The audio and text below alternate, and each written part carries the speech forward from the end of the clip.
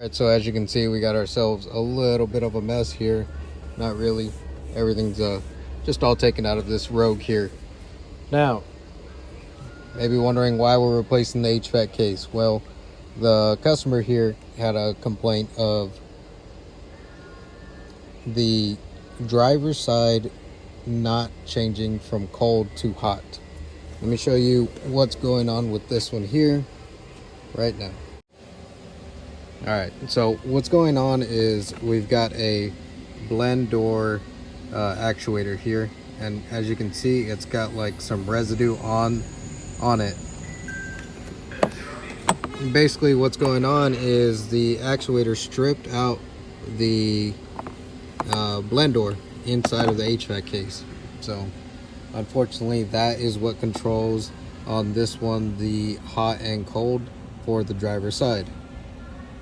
And you pretty much have to pull the entire cowl panel off just so that you can access this one bolt here that holds the crash bar or the dash bar inside of the vehicle.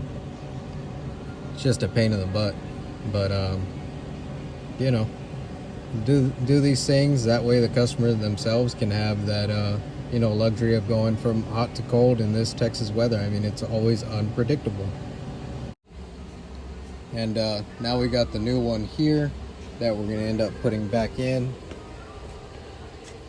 you know, in its appropriate space here. I'll replace those O-rings on those AC lines. It'll be easier getting them from here for sure. But yeah, you know, easy 10-hour job. This is a kind of like a common thing on these Rogues. If you ever have that issue, just know that you're going to be looking at doing this or having someone do this just to be able to have that ability to change from hot to cold.